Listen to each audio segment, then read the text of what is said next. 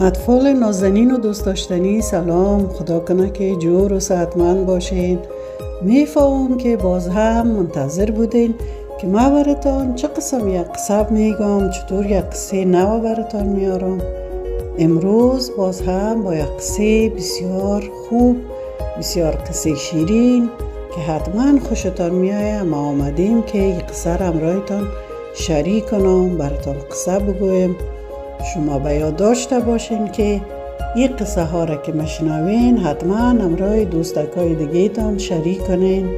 چینل هم سابسکرایب کنین که همه قصه ها را با آسانی بشنوین. شما در این تصویر میبینین چی را میبینین؟ در این تصویر یک مادر کلان است، یک دخترک بسیار شیرین و مقبولک است و یک پدر کلان است. آیا میفهمین که نام این قصه چی است؟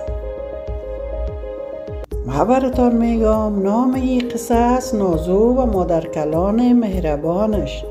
حالا میایم میبینیم که نازو با مادر کلان مهربان در این قصه چی کارا کرده. این قصه راجع به چی هست که ما تا حال ایره نخواندیم و حال ایره میخوانیم. بیاین در این تصویر دیگه ببینین. نازو بسیار دخترک هوشیار و مقبول است، بسیار لباسهای مقبول پوشیده و ایره در بین اطفال میبینین. پس بیاین که قصه را شروع کنیم و قصه را بخوانیم که در قصه چی گپا است. نازو یک دخترک 5 ساله بود. در یکی از قریه های سرسبز کابل زندگی میکرد. پدرش در یکی از مکاتب معلم بود. مادرش در کارهای خانه مصروف بود. نازو یک مادر کلان مهربان داشت. همین عکس که شما پیشترم دیدین مادر کلانش بود که گفتن که مادر کلان ازی بسیار مهربان بود. پس بیاین در یک عکس دیگه ببینین که چی گپا شده. نازو همراه طفلکا چی کار داره در این عکس؟ طفلکا را چرا نشان داده دیگه طفلا را؟ بازم براتون میخوانم.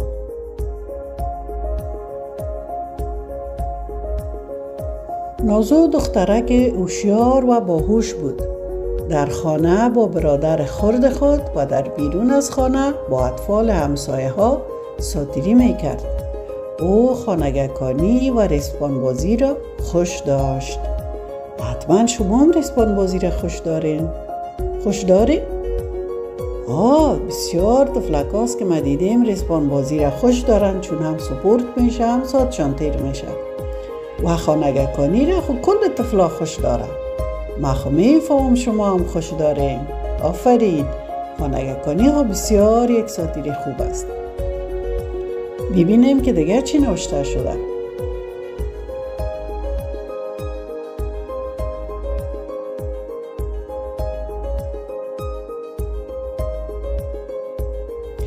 یک روز نازو با سحر دخترک همسایه‌شان که بسیار پولدار بودند بازی میکرد.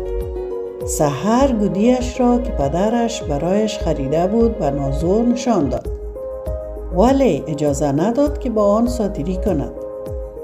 اما نازو گودی را بسیار خوش کرد. پدر نازو نمیتوانست برای نازو چنین گودی بخرد، زیرا او پولدار نبود. نازو که از گودی بسیار خوشش آمده بود گریه کنان به خانه آمد. خب ببینین که چقدر کار خراب کرده این سحر دختر همسایه نازویشان، چقدر کار خراب کرده. ما شما همراه خورخوندگکای خود، همراه دوستای خود باید تمام سامانهای بازی که داریم یک جای ساتیری بکنیم و اینطور نکنیم که وقتی که یک خورخوندگک ما، یک دوست ما یک سامان و لوازم بازی را خوش کرد باز همراهش نمانیم که همراهش ساتیری کنه. این کار غلط است و نازو هم باید گریه نمی کرد به خاطر که پدر سحر پولدار است، قسم سامان ها را خریده میتونه، اما پدر نازو خریده نمیتونه. آدم گریه نمی کنه. پشت سامان های بازی دیگرها هیچ وقت شما باید گریه نکنید. خوب ببینیم دیگه بخوانیم که باز چی گپ شده. مادر کلان نازو از او پرسید: جان مادر، چرا گریه میکنی؟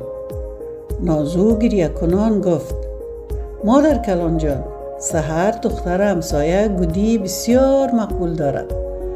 پدرش برایش خریده است. اگر مرا نمیماند که همراهش بازی کنم. چرا پدرم برای من هم همین قسم گودی نمیخرد؟ مادر کلان نازو که میدانست که پدر نازو پول کافی یعنی پول زیاد نداره که سامانهای بازاری برای نازو بخرد، خواست او را بفهماند که خوشی تنها در بازی کردن با سامانهای بازاری نیست. خب ببینیم که مادر کلان نازو چطور نازو را میفهماند که خوشی تنها در سامانهای بازاری نیست، یعنی غیر سامانهای بازاری که برای بازی کردن اطفال، برای ساتیری کردن اطفال از او کار میگیرند. آیا دیگه سامانهای بازی هم هست که برای طفلا خوشی بده؟ خب این گپا را دیگه در قسمت‌های دیگه قصه میبینیم. در قسمت‌های دیگه قصه میبینیم و ما براتون میخوانم شما بشنوین که مادر کلان نازو چی کارا کرده که نازو را خوش ساخته، چی همراهش همکاری کرده، چی مهربانی کرده که نام قصه را ما ماندیم که نازو و مادر کلان مهربانش. ببینیم که مادر کلان نازو چی مهربانی کرده. قصه تان برای امروز تا همینجا به پایان رسید. تا روز بعدی که ما بقیه قصه را براتون بگویم که مادر کلان نازو با نازو چی کارها میکنه. بسیار قصه جالب است، بسیار قصه شیرین است. شما را به خداوند بسپارم. خداحافظ. تا روز دیگه شما فکر کنین، چرت بزنین که دیگه چی گپا شده باشه و من روز دیگه که آمدم از شما باز پرسان میکنم. دیگه امروز روزتان خوش، وقت بخیر. خداحافظتان.